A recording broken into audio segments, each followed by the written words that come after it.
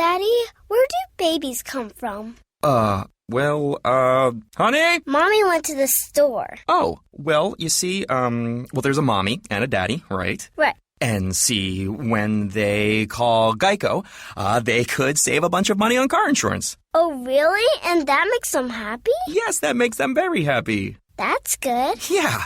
Well, I'm glad we could have this talk, Sunshine. Geico, because saving 15% or more on car insurance is always a great answer. Blog Talk Radio. Good afternoon. This is Chuck Morse, author, radio host at WMFO, blogger. Thanks for joining me. It is a tradition in Jewish life for an all-night study to be held during the Shavuot holiday, which is actually today, where people gather at local synagogues or homes, and they study religious texts, but they also discuss secular issues. There's usually some fun activities. It's kind of a community get-together that runs all throughout the night, right until sunrise when there's a morning minyan service. And I've been invited over the past several years to speak at 2 Boston area synagogues. People in the community know that I'm conservative and that I often discuss issues that intersect conservative values with Jewish values. My presentations usually are controversial in this very, very liberal community, but I'm tolerated, and I have many people who respect what I do and who come out and tell me so, even if they do it sotto voce, as it were. Well, this year my presentation was entitled President Donald Trump and the Jews. And in the case of one of the synagogues, I was not invited this year, even though I sent an inquiry telling them what my speech would be. And in the second synagogue, I was invited. But what was interesting, and I applaud them for doing so and their courage, but what was interesting was that when it was my turn to speak, and I went to the podium, more than half of the room left. They boycotted the speech. They did a walkout. It wasn't particularly hostile, although some of the people were a little bit haughty. But they all basically fled the room, and there was only a few people left. There was about maybe a third of the people who were a mix of people who admired what I was doing, and others who actually were broad-minded and tolerant enough to stay and ask questions. And some of them were good, tough questions, which I admire and I enjoy. At the end of the presentation, all of the boycotters, or most of them, came back. Some of them had just left for good. I mean, we should point out that this was 1 o'clock in the morning when I finally was up for speaking. And I thought it was an interesting look at society in general and what's going on.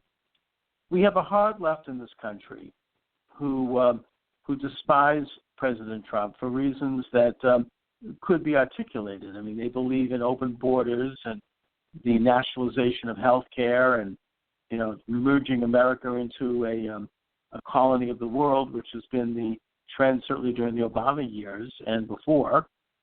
And they understand that Donald Trump is opposing those things. So they despise Trump, and I understand that. That's really, I would say that there's a breakdown with regard to the people who left into 2 categories. The first one being just as I described it, the far left, the winning conscious leftists who hate Trump's agenda and want to stop him at any cost. These are the people who, on a national level, are spreading this cockamamie conspiracy theory about President Trump colluding with the Russians. And by the way, I look to Senator Dianne Feinstein and Congresswoman Maxine Waters, who have said basically that there's no evidence to back that up. So we'll leave that one there. But they want to stop Trump. They want to impeach Trump. They want to end his presidency by any means. But the majority of people who walked out, and I think that this is the majority of people who are Trump haters in this country, they are not conscious leftists. They are social leftists. They want to be on the side of the beautiful people. They want social acceptance. They want an easy way to get approval. They can see what happens when people dare defy this liberal left establishment. That includes, by the way, a lot of Republicans. And I think that they can be reached. The hard left will never be reached. I think it's an exercise in futility. It's a waste of time.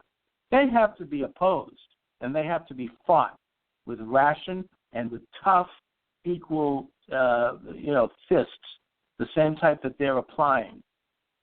But the softer left, the more unwitting people, and that was most of the people that left the presentation, I think they can be reached, or at least many of them can be reached.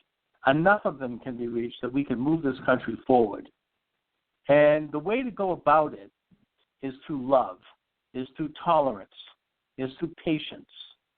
We have to talk with them, not let ourselves become angry or immobilized. We have to talk with them on rational questions. We have to ask them what they think about open borders. How do they think that would work?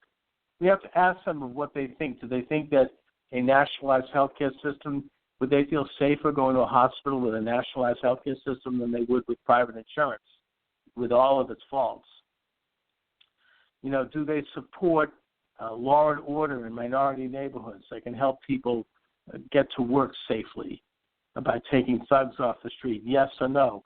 But done with love and done with compassion. And I think by this means, and by a simple statement of certain truths and what the Trump movement actually stands for, I think we can reach a lot of people. I think we can reach enough people to make a difference in terms of really changing this country and really beginning to put America first and making America great again, and all of these other sound, rational, philosophical principles that are the basis of what President Trump is attempting to implement for all of us to make this nation what it can be and what it should be. Anyway, I want to thank you all for listening. This is Chuck Morse. My books are available at Amazon.com if you'd like to check them out. Just put my name in the server, Chuck Morse, and you'll see them come up. And, of course, my podcast is available at iTunes and other locations. That's called Chuck Morse Speaks. And thanks for listening, everyone. Have a nice day.